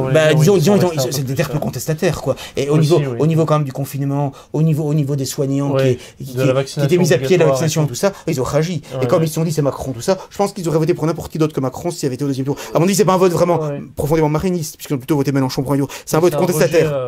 C'est un vote contestataire du pouvoir en place. Voilà, ça aurait été n'importe qui d'autre, ils auraient voté pour. Voilà, c'est pas que Marine Le Pen pense que c'est des voix qui sont captives. Pour le coup, ils voulaient vraiment jeter le président. C'était vraiment. Là, c'est vraiment au premier shoot, on choisit, au second tour, on élimine. C'était ça, quoi. Mais c'est quand même frappant qu'il l'ait fait et que le rejet était plus fort que le prétendu racisme ou fascisme attribué au Le Pen. Pour le coup, ils sont passés au-dessus de ça. C'est quand même impressionnant, quoi, je veux dire. Ça, je trouve que c'est quand même impressionnant. Les Blancs le font moins, alors. Beaucoup moins, c'est ça qui est intéressant. Et surtout que c'est pas un phénomène purement antillais, même si aux Antilles, il est le plus fort, puisque on le voit en Guyane, on le voit à la Réunion, on le voit à Mayotte, c'est vraiment l'outre-mer, et l'outre-mer vraiment avec des gens de couleur, quoi, avec des noirs, c'est essentiellement des noirs, faut dire ce qui est. Ou métis, c'est quand même impressionnant, si vous voulez ça. Donc ça, je trouve que c'est quand même intéressant. Et d'ailleurs, soit dit en passant, ce serait intéressant d'avoir à l'analyse de l'aile identitaire, européaniste et racialiste pur jus de la dissidence ou de l'extrême droite, genre Conversano, etc. Ou Thomas Ferrier, ça m'intéresserait d'avoir leur point de vue sur la question, quoi, je veux dire, parce que ils disent toujours qu'il faut compter sur les blancs, tout, etc. Mais il y a plus de noirs quasiment qui ont voté. Non, mais c'est quand même amusant, je veux dire. Reconnaissez que c'est quand même tordant, quoi, je veux dire. Bon, voilà. Oui, quand on reconnaît le système. Non, mais je veux dire, moi, si on m'avait dit un jour que l'outre-mer, même prend Le Pen, même si Marine Le Pen, peu importe, vote à 70% de la Guadeloupe pour Marine Le Pen, enfin, ça, je veux dire, ça valait quand même. Son pesant de cacahuètes. Et là, je pense que quelqu'un aurait fait un pari, il gagnait gros là-dessus. C'est facile avec ça. Voilà. Bon, donc voilà. Donc il y a ça. Bon, après, c'est sûr qu'à Mayotte et en Guyane, il y a aussi la question de l'immigration massive qui est incontrôlée. Donc ça, elle a bénéficié des positions historiques, je dirais, du Front National et de la droite nationale et populiste française sur l'immigration et contre l'immigration. Ça, c'est évident. Ça, c'est sûr. Parce qu'il faut voir qu'il y a beaucoup d'immigrés maintenant qui, eux aussi, n'ont pas envie qu'il y ait d'autres immigrés qui arrivent, parce que c'est au détriment de leur niveau de vie, de même aussi, surtout si ces immigrés en plus se comportent mal, sont délinquants criminels. Donc c'est une erreur de penser que les immigrés font forcément corps avec le dernier arrivé. Pas forcément, parce que je veux dire, ils voient aussi leur intérêt immédiat, si vous voulez. Ça joue, ça. Donc ils sont pas forcément hostiles, contrairement à ce qu'on pensait, à une politique assez ferme de régulation des flux migratoires. Et en plus, s'agissant des questions de vaccination, des libertés publiques, s'ils ont encore un peu, pour certains d'entre eux, une conception un peu traditionnelle de l'Afrique, de la famille, de tout ça. Bon, les positions de Macron, qu'il soit quelqu'un qui s'occuperait de sa mère, le fait quand même qu'il ait été dans des tenues, que ce soit un état très LGBTiste, etc. Bon, voilà. Le fait qu'il soit présenté avec des noirs, mais de manière qui n'était pas forcément favorable pour eux, parce que je veux dire, bon, soit avec des délinquants aux Antilles, soit avec des gens qui se disaient, je suis fier d'être pédé, immigré, tout ça. Je pense pas que tous les noirs se reconnaissent dans ça, loin de là. Bon, donc je pense que ça plutôt nuit à Macron près de l'électorat de couleur, du moins d'une partie. Je crois que c'est une erreur de ceux qui font attention à ça, oui. Voilà, au moins une partie d'entre eux. Donc c'est pour ça que je pense que il faut pas avoir des visions, à mon avis, trop basiques là-dessus, etc. C'est plus qu'épidermique. Il faut une certaine finesse de l'analyse. Mais moi, ce qui me frappe, c'est que si vous voulez, et ça j'avais déjà remarqué moi quand j'étais plus jeune, vous avez souvent beaucoup plus de blancs gauchistes mentalement, etc., qui sont sensibles à l'idéologie droit-de-l'homiste et à tous les discours sur l'antifascisme, l'antiracisme, beaucoup plus finalement que des immigrés ou des Français, que beaucoup de Français fraîchement naturalisés, ou des immigrés ou des gens des territoires ultramarins finalement, je veux dire. Ça n'a pas toujours été vrai. Je dis pas que c'était vrai il y a 40 ans. Non, mais aujourd'hui, les choses ont évolué quand même. Je veux dire. Donc ça c'est à noter. Je veux dire. Donc je le dis simplement de manière descriptive, mais je veux dire c'est quand même intéressant à noter parce que finalement les choses sont plus complexes et moins évidentes que ce qu'on pourrait penser, etc. Et c'est pour ça que je trouve que le clivage strictement racialiste, et bien sûr que la race a de l'importance, c'est bon, il y a le contraire évidemment, mais disons que tout centré autour de ça, on voit très bien que ça a des limites, quoi, je veux dire, et que la réalité et la vie font que c'est plus complexe que ça, quoi. Vous voyez bien. Bon, les gens qui ont assuré 60% à Macron, alors faudrait regarder en détail, mais c'est vrai qu'il y a un certain nombre de musulmans dans les cités à Saint-Denis, tout ça, etc. Mais je pense que c'est beaucoup plus à mon avis les bobos, c'est beaucoup plus des blancs à mon avis seniors et tout ça en nombre que des immigrés. Il y a aussi des immigrés bien sûr, évidemment, mais je veux dire que c'est essentiellement l'immigration qui l'a fait gagner, je pense que c'est une erreur. Je pense que Macron c'est surtout les seniors, les gens de plus de 60 ans, les bourgeois ou ceux qui se présentent comme tels, les classes supérieures, les classes moyennes, les gens des villes, les citadins, voilà. C'est le plus gros morceau. Et les gens foncièrement de gauche, foncièrement antifascistes, quoi, je veux dire, et qui rentrent dans cette conception que Marine Le Pen, enfin les Le Pen, c'est le mal absolu, etc., quoi, l'extrême droite. D'ailleurs, très habilement, Macron, pendant les deux tours, il ne parlait jamais de Marine Le Pen, quasiment, il disait la candidate de l'extrême droite ou l'extrême droite. Ce qui était très habile, parce que rien qu'avec le mot, c'était une façon de la diaboliser, de tétaniser les gens, de réanimer un réflexe antifasciste à gauche, et c'était très habile, très habile, quoi. Bon.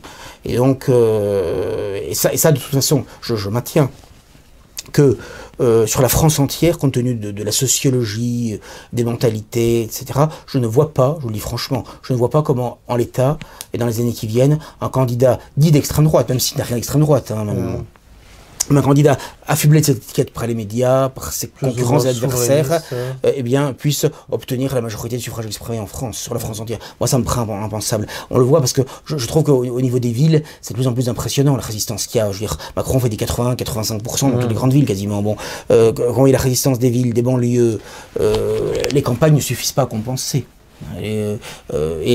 Encore une fois, je répète, on n'est pas dans un système comme aux États-Unis où ce qui a permis de gagner à Trump, alors qu'au suffrage populaire, il était 2 millions de voix derrière Hillary Clinton. Ce qui lui a permis de gagner, c'est parce que justement le système électoral américain donne un poids aux États, notamment aux États ruraux, qui sont quand même très importants. Et comme il a obtenu la majorité des États, et des grands électeurs. C'est pas en nombre d'électeurs qu'il est gagné. C'est parce qu'il avait une majorité d'États, quoi. Et c'est le système américain qui lui a permis, mais il est évident que sinon il aurait été battu largement, quoi. Je veux dire, Or en France, dans la mesure où c'est vraiment un homme une voix, je ne vois pas comment c'est possible, parce que vous avez quand même des majorités automatiques, si j'ose dire, avec le poids des grandes villes, le poids des bobos, le poids des seniors, qui font que inverser la tendance me paraît impossible. Parce qu'on a beau dire elle progresse, mais le problème c'est que les 8, 7, 8, 9, 10% qui manquent, c'est le plus difficile à aller chercher. Oui, c'est le plus difficile à aller chercher, et je ne vois pas tellement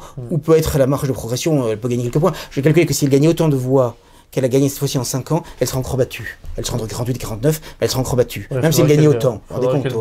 Voilà. Et en plus, je vois pas comment elle peut gagner plus, d'autant que plus, je le répète, ce sera pas, sauf une énorme surprise, ce sera pas Macron dans 5 ans. Puisque il ne peut pas faire plus que 2 mandats successifs, et même s'il mettait le septennat, il faudrait que le Parlement, avec une majorité qualifiée, où les électeurs par référendum votent une codicile indiquant qu'il peut se représenter pour un 3e mandat. Moi, ça me paraît extrêmement improbable. Vous voyez Édouard Philippe qui brûle le souhait d'être chef de l'État, d'autres dans sa majorité autre, accepter ça me paraît impensable. Donc très très vraisemblablement, il ne pourra pas se représenter dans 5 ans, et donc on va nous remettre un homme neuf ou prétendument neuf, et donc ce sera beaucoup plus difficile pour un candidat populiste quel qu'il soit.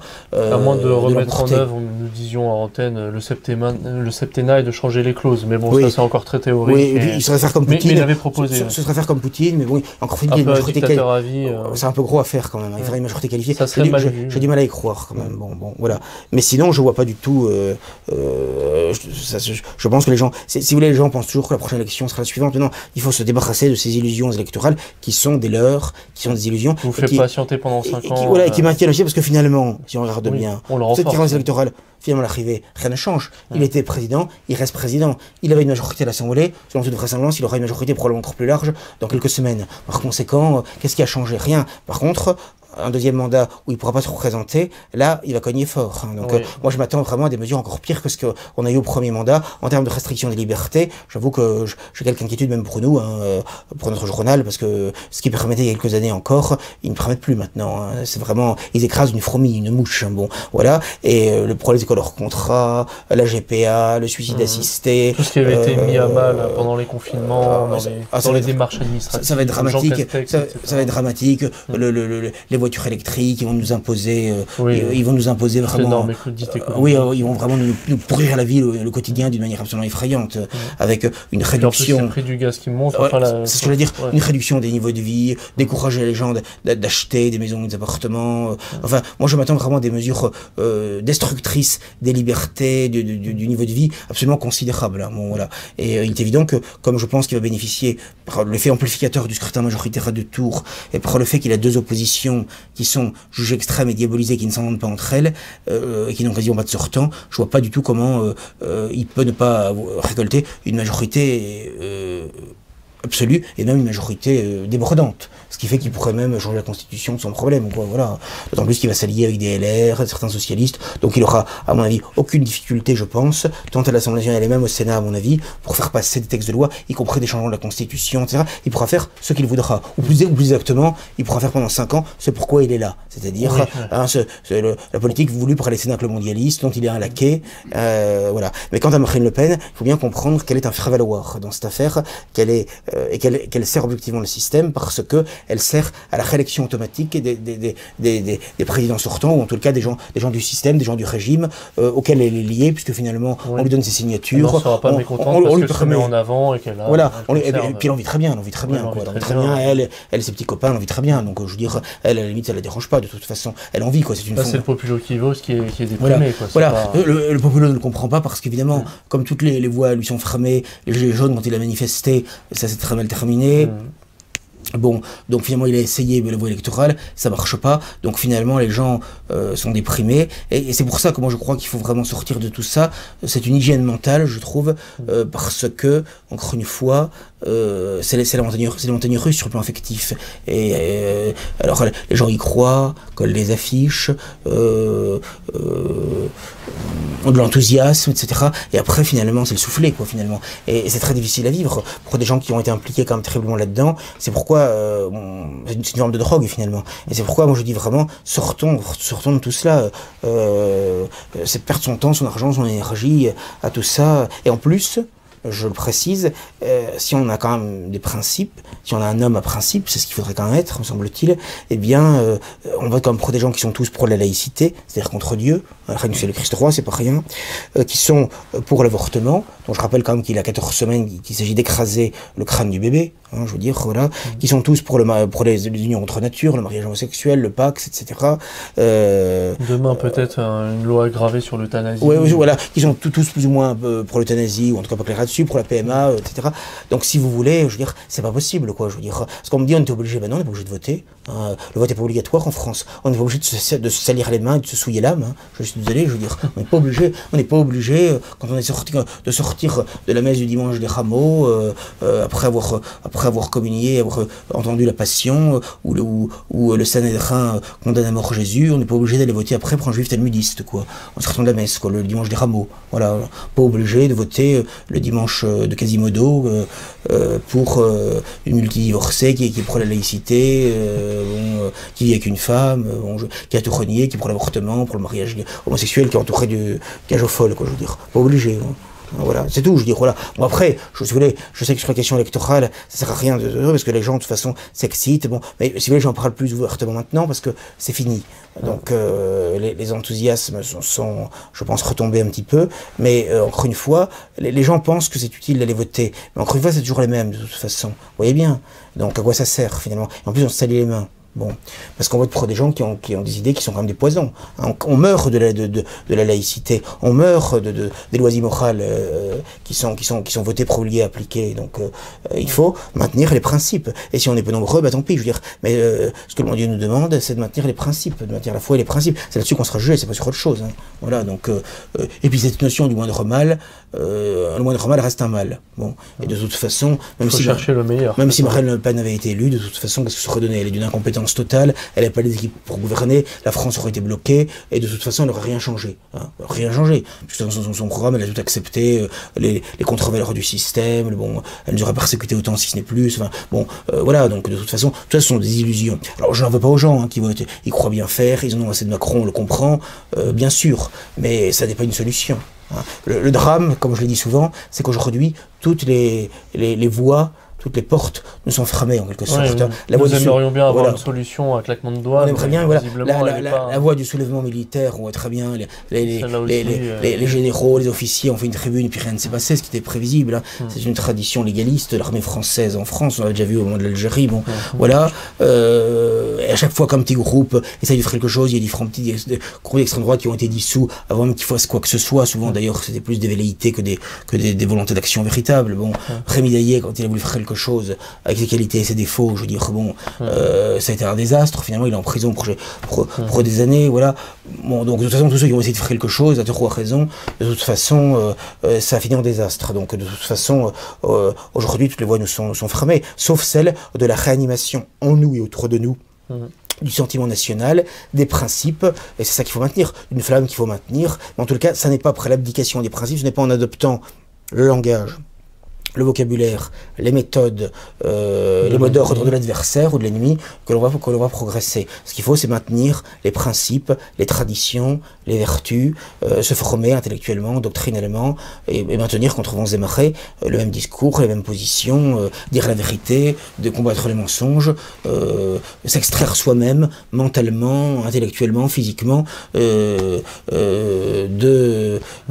comment dirais-je, de ce monde mondialisé, de ces impostures, voilà, donc c'est ça qu'il faut faire. Il y a un petit élément sociologique qu'on a oublié qui peut être important, c'est qu'il semblait que ceux qui évitaient de voter Macron étaient plutôt les actifs. Et donc les 30, entre 30 et 50 ans... Alors il semble qu'il soit arrivé en tête dans toutes les tranches d'âge au second tour, hein, je parle pas au premier, au second tour, sauf je crois effectivement, d'après ce que j'ai vu, il faudra vérifier, sauf je crois les 35-50 ans, quelque chose comme ça. Mais c'est vrai qu'il est quand même frappant de voir que c'est quand même plus chez les retraités, chez les plus jeunes, il y a des gens qui ne travaillent pas ou qui ne travaillent plus, qui ne travaillent pas encore, qui l'emportent. C'est quand même un peu inquiétant et en même temps très révélateur que le président sortant, ce soit les inactifs finalement, soit par jeunesse excessive, soit par vieillesse, qui votent massivement pour lui, voilà, et les gens qui sont actifs, donc qui sont plus au fait des réalités concrètes, quotidiennes, etc., qui sont les plus réactifs. Ça c'est quand même très inquiétant, parce que ça prouve que finalement sa politique elle n'est pas faite pour les gens qui travaillent, les gens qui font des efforts, les gens qui sont obligés de gagner leur vie péniblement. Voilà. Ça je trouve c'est quand même révélateur. C'est quelque chose qui à moyen long terme finit mal, d'ailleurs, à mon avis. Mais ça tient aussi au fait que si vous voulez, le problème c'est que quand vous avez un trop grand nombre de personnes âgées dans une société, et donc qui votent, le poids des personnes du 3e et 4e âge sur le plan électoral est énorme. Surtout en plus, eux, c'est des gens qui vont voter en plus, hein, en général, à toutes les élections, à tous les scrutins, voilà. Et donc, si vous voulez, il est évident que des personnes âgées, très âgées, vont avoir une volonté moins combative. D'une part, plus pour des raisons physiologiques, etc. Et aussi, le court terme, parce qu'ils savent très bien qu'ils vont pas vivre encore 20 ans, 30 ans, 50 ans. Et donc, tout ce qui est... préservation de retraite, ou... Enfin, oui, tout ce qui est un petit peu, disons, ce qui apparaît comme une forme d'aventurisme, de radicalité, d'extrémisme, d'incertitude. Ils ont tendance assez logiquement finalement, d'un point de vue psychologique et physiologique, c'est assez logique finalement qu'ils le rejettent. Quoi. Alors je sais pas que c'est le cas de toutes les personnes âgées, hein, évidemment, mais la grande majorité d'entre eux c'est le cas, et ça me paraît assez logique si vous voulez, et pour des raisons physiologiques et psychologiques assez évidentes.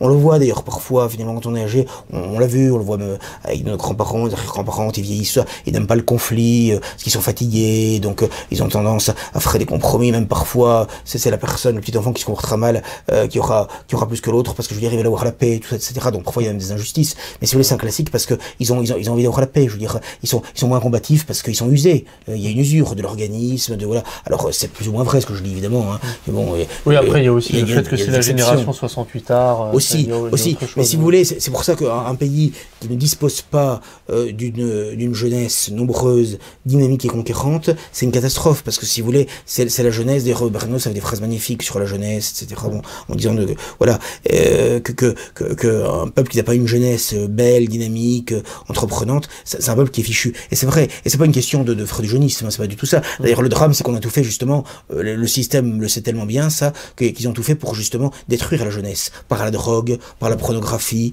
par le culte de la paresse, par le chômage massif, par des aides qu'on distribue sans demander quoi que ce soit en contrepartie, ce qui fait que ça n'encourage pas au travail, à l'effort, au dépassement de soi, avec une école où on n'apprend plus rien, etc. Bon, qui est le lieu de tous les vices, de toutes les impostures idéologiques et autres. Bon, voilà. Donc ils ont fait exprès tout ça, de détruire la jeunesse, comme ils ont tout fait pour détruire aussi la femme, hein, qui était l'âme du foyer, etc. Qu'on a rendu féministe, qu'on a rendu révoltée, qu'on a rendu ne voulant plus faire d'enfants, voilà, ne voulant plus remplir les fonctions traditionnelles féminines, ce qui fait que c'est un désastre, hein, aujourd'hui. Bon, voilà, et de plus en plus, bien. Donc, ce qui explique aussi en partie pourquoi il y a tant d'homosexualité aussi. C'est pas la seule raison, mais ça aide pas. Bon, voilà. En partie seulement, mais en partie aussi. Bon, voilà. Bon, donc, si vous voulez, le désastre, il est là. Et donc, je ne vois pas comment, d'un point de vue électoral, ça peut se ranger, parce que je pense que le poids des seniors va se développer de plus en plus, finalement. Et donc, ça amène une forme de conservatisme, dans le mauvais sens du terme. C'est-à-dire, il ne faut toucher à rien, ne rien bouger, ne rien faire. Donc, voilà. On a peur de la guerre, on a peur des conflits sociaux, on a peur. Donc, restons avec le président sortant, avec les dirigeants actuels, avec l'exécutif. Bon, tant bien que mal, etc. Essayons de gagner du temps, d'être protégés, de ne toucher à rien. Voilà. C'est tout. Voilà. Donc, ça, c'est ça. Et donc, il est évident que plus vous aurez de gens qui, comment dirais-je, sont dans une situation d'être inactifs ou de dépendre d'aide du système d'une manière ou d'une autre, plus, à mon avis, vous aurez ce genre de vote. Voilà, je veux dire, c'est évident. Ce sont des gens qui n'ont rien à perdre, qui peuvent faire d'autres votes. Voilà. Bon. Mais de toute façon, une fois qu'on a dit ça, Marine Le Pen, ça n'aurait rien changé. Hein, je veux dire, si ce n'est que ça aurait été encore plus de violence, plus de blocage. Et voilà, c'était pas une solution en soi. Si vous voulez, ça aurait fait plaisir pendant quelques minutes de plus avoir la tête de Macron qui gagne, etc. Donc il y aurait eu un plaisir de l'instant, ça j'en conviens tout à fait. Mais si vous voulez, après, à moyen et long terme... ça n'a pas été exceptionnel non plus. Et je pense même que ça aurait probablement nuit à la droite nationale, parce que comme ça aurait été un désastre, les gens auraient dit l'extrême droite c'est ça. Donc de toute façon, c'est d'ailleurs ça le problème auquel on est confronté, c'est qu'on est dans une impasse totale, si vous voulez. C'est le piège démocratique, hein, c'est ça de toute façon. C'est le piège démocratique. Le piège est bien verrouillé aussi, puisque même un candidat comme Philippot, souverainiste, n'a eu qu'une seule voix, Ivan Benedetti, zéro, etc. Voilà, tout à fait. Donc, bon, le système des parrainages verrouille déjà. Les parrainages, le financement public, le rôle des médias, vous ajoutez à tout ça, c'est fichu déjà. C'est fichu, etc. Voilà. Aucun candidat d'une droite nationale authentique, catholique authentique, non renié, n'aurait la moindre chance et de passer à la télévision et d'avoir les parrainages et d'avoir les finances nécessaires. Voilà, c'est tout. C'est aussi simple que ça. Voilà, je veux dire, c'est évident. Donc, la messe est dite, si j'ose dire. Donc c'est plié. Par conséquent, voilà, donc je ne vois pas comment même électoralement les choses vont s'améliorer, parce qu'en plus, finalement, avec tout le discours par exemple de Mélenchon, quand même, qui a fait un très gros score, il y avait quand même une forte connotation écologique quand même. Alors certes, il a du talent, ça c'est incontestable, c'est le dernier très bien qu'on ait, mais enfin, la forme était certes belle et impressionnante, mais le fond était catastrophique, hein. Catastrophique sur le plan sociétal, puisqu'il est pour inscrire le droit à l'avortement dans la Constitution, l'euthanasie, le suivi d'assister, et puis surtout, et puis aussi, je dirais, et aussi, il est, enfin ça c'est le plus grave, hein, ce que j'ai dit, mais il est également aussi pour l'immigration de masse, la créolisation, etc. La planification écologique que fait également Macron, c'est un désastre, parce que moi ce que je vois, à chaque fois qu'on nous impose de l'écologie, c'est des taxes en plus, c'est des impôts en plus, c'est du pouvoir d'achat en moins, et ce sont des restrictions de liberté en plus. Moi c'est ça que je vois. Hein. L'écologie, on sait très bien depuis Al Gore et tout ça, ça n'est que ça finalement, je veux dire. Hein. Ça n'est que ça. On persécute de plus en plus. Donc ça a commencé avec le tri sélectif, mais là ça va beaucoup plus loin que ça. Ça va être les voitures électriques, la diabolisation de la voiture, de l'automobiliste, qui a déjà commencé de plus en plus, ce sera ça, avec des amendes de plus en plus élevées, etc.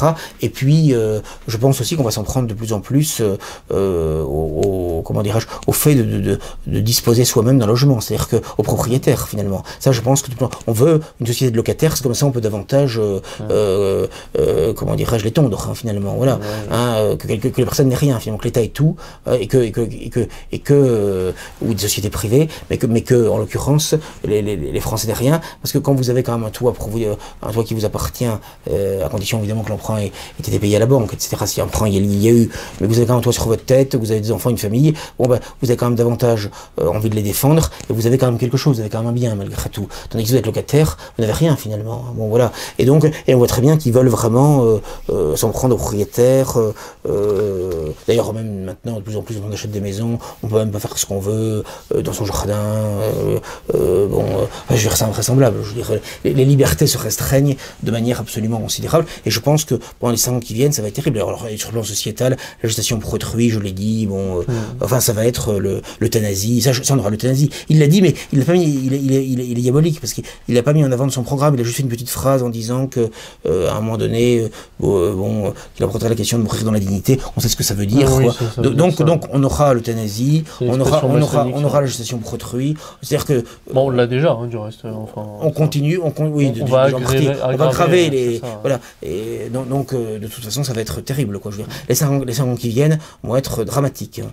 Et c'est la raison pour laquelle il nous faut résister avec force, avec lucidité, avec vaillance, tenir les principes. Et c'est la raison pour laquelle, moi, vraiment, j'insiste vraiment pour que les gens s'abonnent à Rivarol, parce que en plus, on est vraiment menacés. Oui, donc là, nous allons parler des menaces qui sont faites contre Rivarol, le fait de perdre les avantages postaux qui existaient depuis plus de 70 ans, et également le fait d'être peut-être éjecté, probablement éjecté des kiosques, après qu'on ait été éjecté de YouTube d'ailleurs. Si vous voulez, il y a une progression dans la persécution qui ne s'arrête jamais.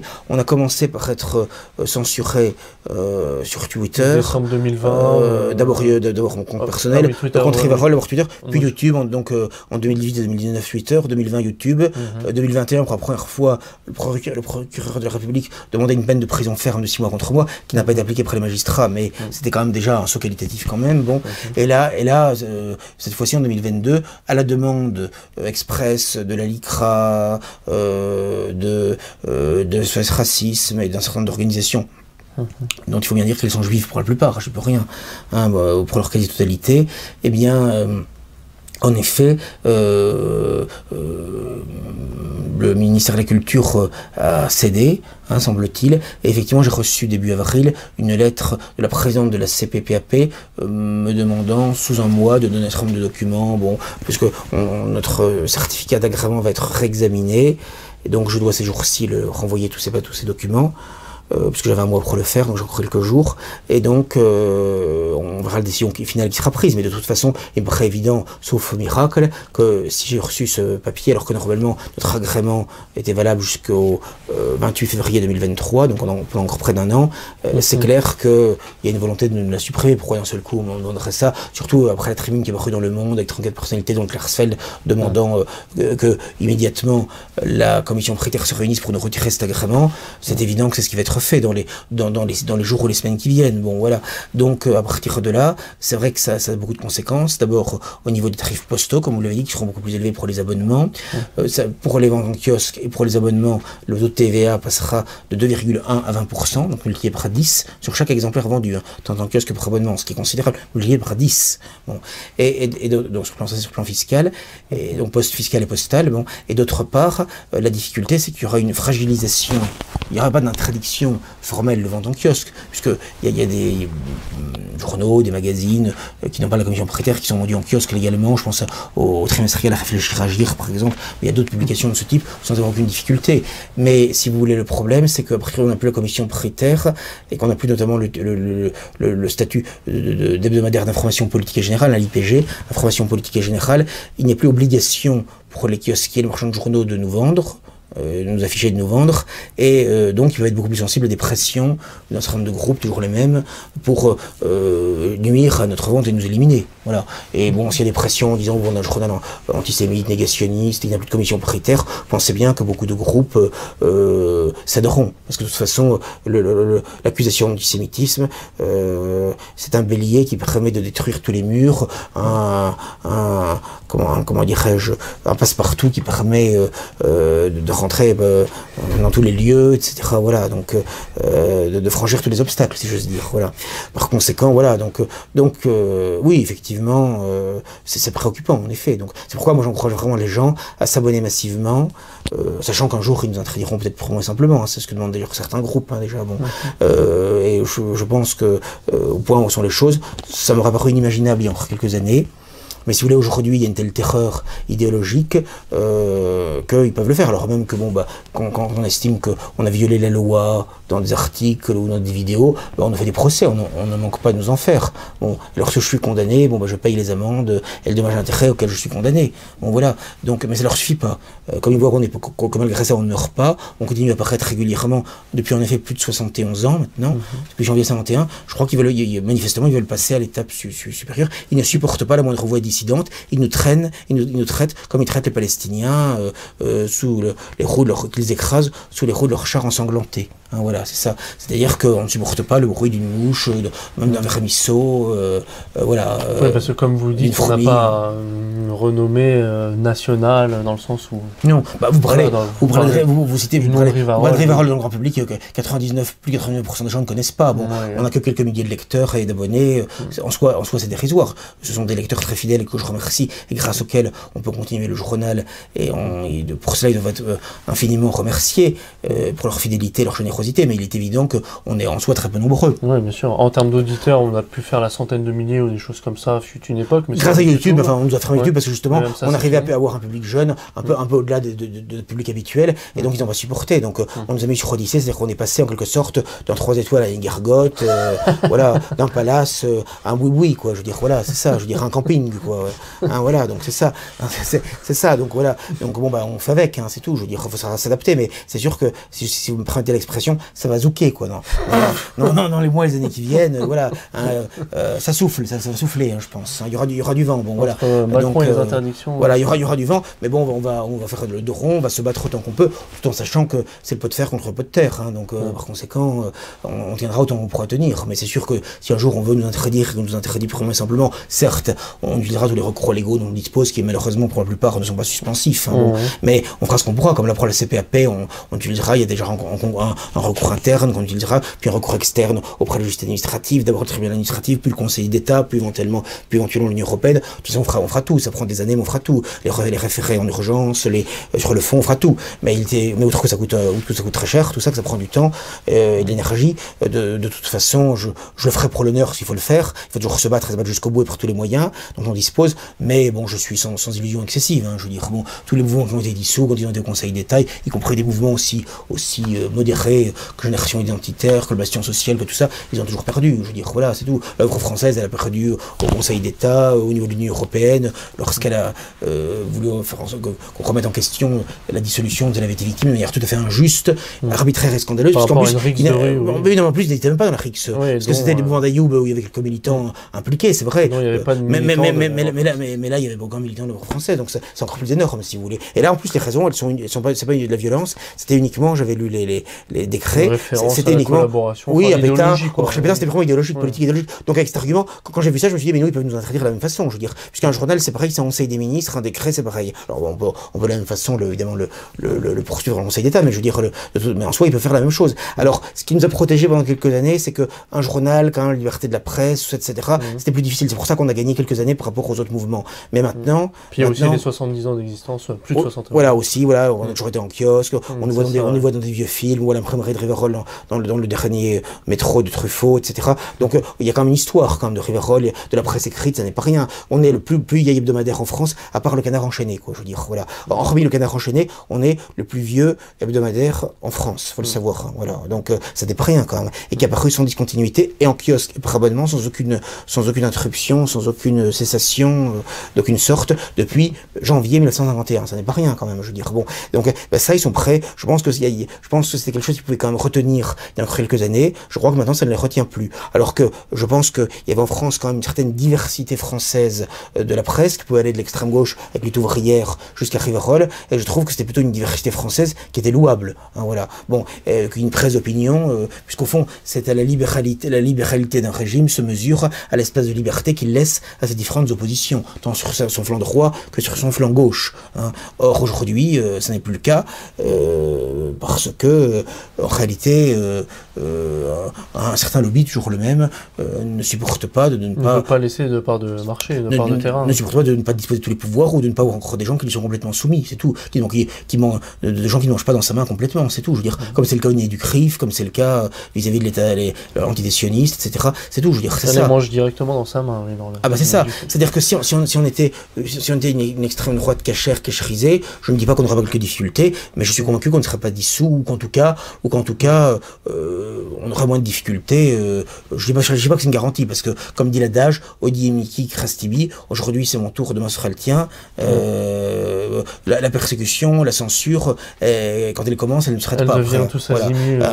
Donc attention, mais c'est sûr que qu'on soit les premiers dans le collimateur, c'est sûr, parce qu'on a des positions judéo-critiques libres, tout simplement. Une fois que l'œuvre française a disparu, comme vous dites, ils ont essayé de dissoudre aussi d'autres groupements qui étaient peut-être même moins radicaux sur le fond. Qu'est-ce qu'il y a comme mouvement judéo-critique aujourd'hui? Vous avez quoi? Vous avez Démocratie Participative, qui est un site internet, vous avez Jeunes Nations, vous avez Jeunes Nations, vous avez Égalité Réconciliation. C'est ça, l'effet du donné un peu perdu maintenant. Et vous avez Rivarol, c'est à peu près tout. Enfin bon, j'en ai oublié quelques-uns qui veuillent m'excuser si j'en oublie quelques-uns, mais enfin disons d'un peu connus, ça, je crois que c'est à peu près tout, quoi. Je veux dire, voilà, bon.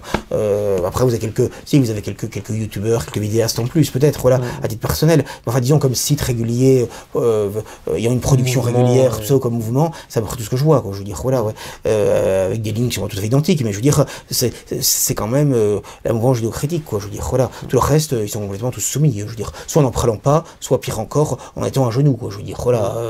Que ce soit les Zemmouriens, là, avec l'affaire Jacob Cohen, tout ça, enfin, je veux dire, c'est vraiment, où on a fait croire qu'il y a de l'antisémitisme alors qu'il n'y en avait pas du tout dans cette affaire, c'est délirant, quoi. Je veux dire, bon, voilà.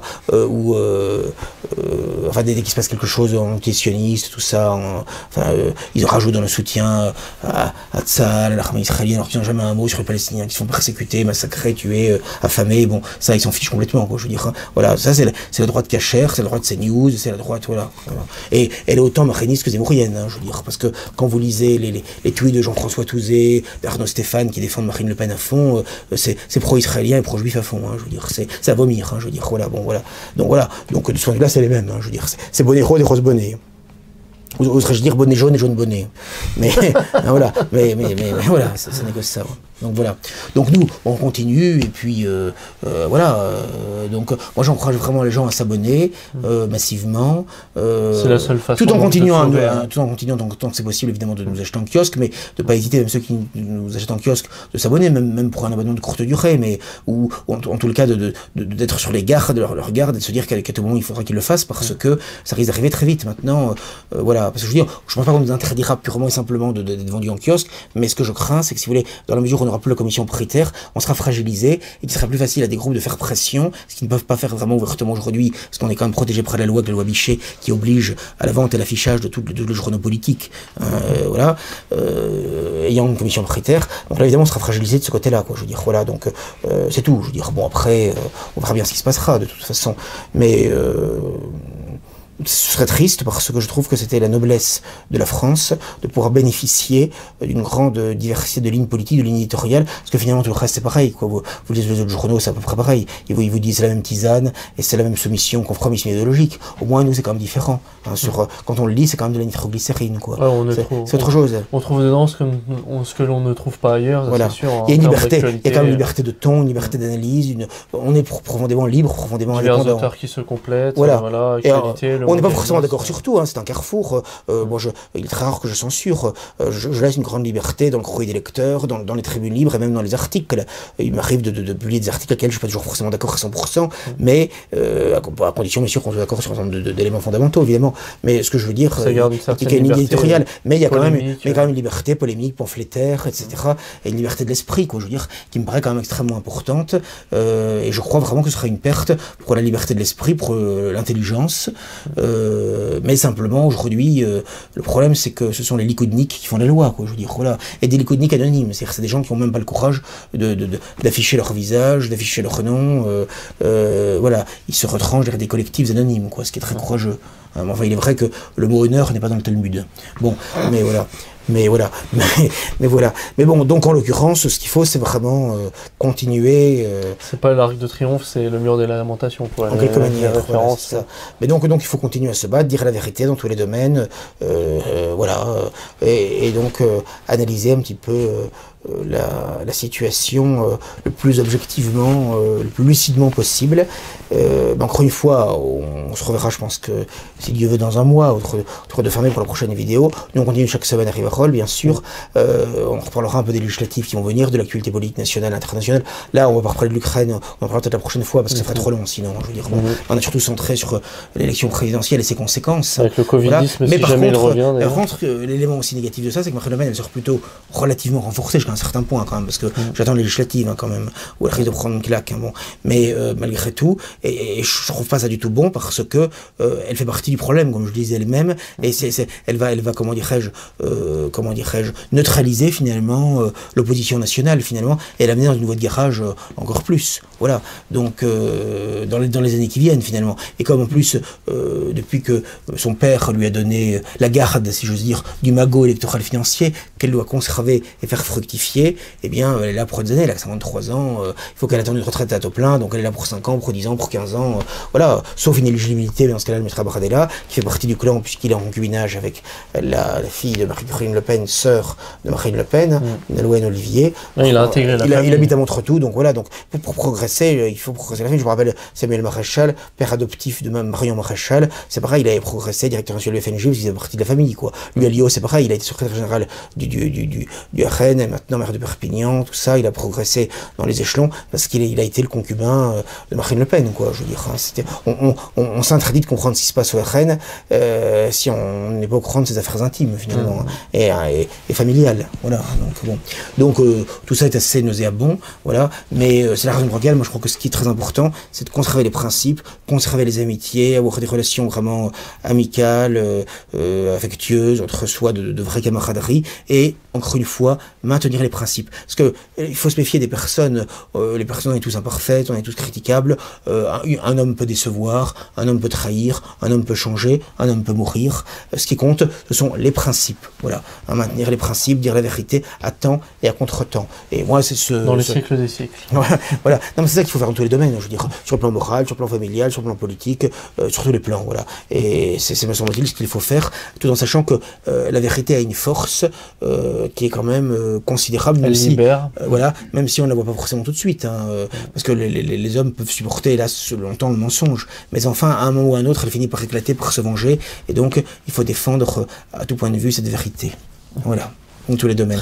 Écoutez, je souhaite à tous nos auditeurs un joyeux et saint temps pascal, malgré les circonstances, avec le retour en plus du beau temps. Et puis, pour le reste, vraiment, je les encourage pour tout ce qu'ils peuvent à nous aider, soit par des dons, soit par des abonnements de courte ou de longue durée. Vous avez tous les prix. Allez sur le site rivarol.com, vous avez tout. Cette vidéo sera à la fois sur Odyssée et également sur notre chaîne YouTube, la chaîne Jérôme Bourbon YouTube, qu'on vous met sous la vidéo avec qu'on mettra sous la vidéo avec comment dirais-je, le lien direct pour y aller. Si vous mettez Jérôme Bourbon YouTube en cherchant, on peut trouver en général.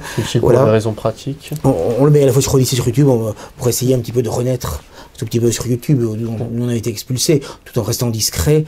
Bon, voilà, pour essayer, parce que évidemment, une fois qu'on est Odyssée, je sais qu'il y a des gens qui me disent, là où ils sont, ils peuvent pas avoir Odyssée, bon, ils ont du mal, quand ils sont dans des endroits à la campagne où ça ne passe pas, où ça rame, etc. Donc c'est pour ça que je crois que c'est bien d'essayer d'avoir les deux, voilà, même si ça divise le nombre de vues, mais c'est pas important. L'essentiel, c'est de diffuser les idées, de diffuser notre point de vue, nos analyses, nos commentaires de l'actualité. Voilà. Très bien. Merci à vous. À très bientôt. Et à très bientôt. Au revoir, merci beaucoup.